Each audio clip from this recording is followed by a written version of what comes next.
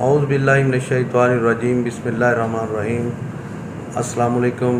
सबसे पहले तो मैं अपने नाज़रीन को बताता चलूँ कि ये तीसरी लहर जो कोरोना की है इंतहाई ख़तरनाक है, जिसमें मैं समझता हूँ कि ना तो बंदा खुल के ख़रीदारी कर सकता है, ना कोई अपना कारोबार कर सकता है। इस सिलसिले में एक हमारे आईटी के दोस्त जो इसको बेहतर समझते हैं, नदीम सरवर साहब, और हमारे एक दोस्त कमर रफ़ीक साहब जो आईटी के मतलब जानकारी रखते हैं, इन्होंने बताया कि ख़रीदो फ़रोख्त के लिए हमें बाज़ारों का रुख नहीं बल्कि ऑनलाइन प्रोग्राम जो है ना उन पे जाना चाहिए। ऑनलाइन ख़रीदो फ़रोख्त करनी चाहिए, चाहे कोई घरेलू हो या फिर कोई और मामला, यानी कि बिज़नेस भी जो है ना वो ऑनलाइन की तरफ लेके जाने चाहिए। इस हवाले से मैं बात करूँगा नदीम सरवर साहब से। जी नदीम साहब, क्या कहना चाहेंगे आप? जी शहजाद साहब, जैसा कि आपने देखा 2020 में जब ये कोरोना का अटैक हुआ तो पूरी दुनिया आईटी की तरफ चली गई। ये असल में हमारे यहाँ पे बहुत लेट हुआ है। आप जैसे जानते हैं कि दूसरे ममालिक में जो टेक्नोलॉजी है वो पहले आ जाती है, हमारे पास वो बहुत लेट आती है। तो ये ऑनलाइन का बिज़नेस ऑलरेडी पूरी दुनिया में बहुत फैला हुआ है और बहुत अरसे से चल रहा है। हमारे यहाँ ये सिर्फ कोरोना की वजह से हम लोग इसकी तरफ माइल हुए और अब आगे की तरफ हम लोग जा रहे हैं। तो जैसे गवर्नमेंट जितना कोशिश कर रही है और हमें भी करनी चाहिए और जैसे हम कर रहे हैं, तो ऑनलाइन की तरफ आना एक अच्छा एक इकदाम है। इससे सबसे बड़ी बात ये है कि आप उस बीमारी से बच जाते हैं जो कि इतनी फैली हुई है और इतनी ख़तरनाक है कि जिसकी अभी तक कोई इतना ख़ास हमारे पास कोई क्राइटेरिया नहीं आया जिससे कि इसको सही तरीके से डायग्नोर किया जा सके कि ये किस तरह फैल रहा है, कैसे फैल रहा है। कभी इसकी कोई परसेप्शन है, कभी कोई है। तो अभी भी जो माहिरीन हैं उनको मुकम्मल तौर पर इस पर अबूर नहीं हासिल हुआ। तो मैं तो इस हवाले से बिल्कुल इस हक़ में हूँ कि ऑनलाइन के काम करना चाहिए।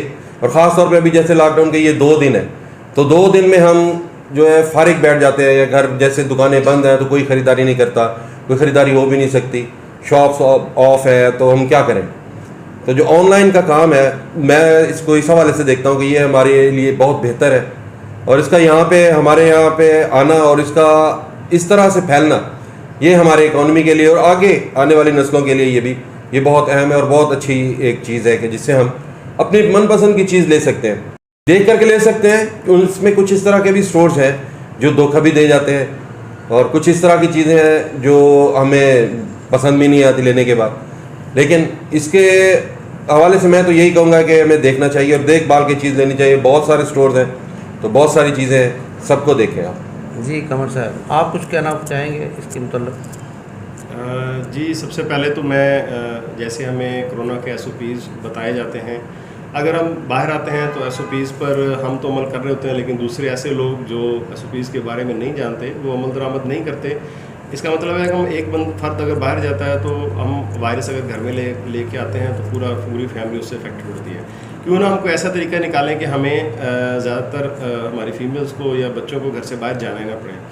एनीवन पूरी दुनिया जो है, पूरी वर्ल्ड जो है वो ऑनलाइन पे ट्रांसफ़र हो गई है। ऑनलाइन बिज़नेस भी चल रहे हैं, ऑनलाइन परचेजिंग भी हो रही है, सारा सिस्टम हो रहा है। इससे ये है कि हम खुद भी, अगर आप देखते हैं कि बाज़ारों में लॉकडाउन की आगे सूरत हाल क्या होगी, अभी तो कुछ अरसे के लिए लॉकडाउन हुआ है, ये लहर कब तक हमारे साथ रहेगा ये कोरोना, और कब तक हम इसके साथ चलेंगे। तो इस सिलसिले में हमें ये ज़हन में रखना चाहिए कि अब इस बीमारी के साथ ही हमें ज़िंदगी गुजारनी पड़ेगी।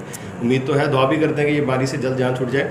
लेकिन इस सिलसिले में ये है कि अगर हम ऑनलाइन बिज़नेस की तरफ आते हैं तो हमें सबसे बड़ा फ़ायदा ये है कि एक तो हमें घर बैठे हम बिज़नेस कर सकते हैं, हर बंदे की अप्रोचेबल होगा, हर बंदा IT के रिलेटेड है, मतलब मोबाइल यूज़ कर रहा है, इंटरनेट यूज़ कर रहा है और वो परचेजिंग भी करता है। लेकिन ये है कि हमारे ट्रेंड ज़रा ऑनलाइन परचेजिंग का थोड़ा कम है।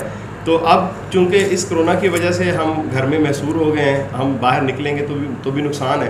तो ऑनलाइन का हम कह रहे हैं कि ऑनलाइन बिज़नेस जो है वो सबसे अच्छी एक अपॉर्चुनिटी है उन लोगों के लिए जो थोड़े बहुत पढ़े लिखे हैं और IT से रिलेटेड हैं। अगर वो ऑनलाइन बिज़नेस करके अपनी फैमिली को सपोर्ट भी कर सकते हैं और इस तरह के जो मामलात हैं कि जो बाहर निकलने से और कोरोना से हम बच भी सकते हैं। जी एक बात और है, ये ऑनलाइन जो है ना, ये कंपनियां ऐसी 2 नंबर आइटम तैयार करती हैं। जैसे ये एक हमारा एक दोस्त है, आप देख रहे होंगे, ये घड़ी उन्होंने 3000 में ऑर्डर की, जब यहाँ आई तो ये एक खाली खोखा था। मेरा मतलब कि ऐसे लोग भी हैं जो फ्रॉड करते हैं ऑनलाइन के हवाले से, तो उनके लिए क्या, चलो भाई कोई एक दुकानदार है, उसने अगर कोई फ्रॉड किया तो बंदा सुबह उसके पास आ जाता है, ये 2 नंबर चीज़ थी।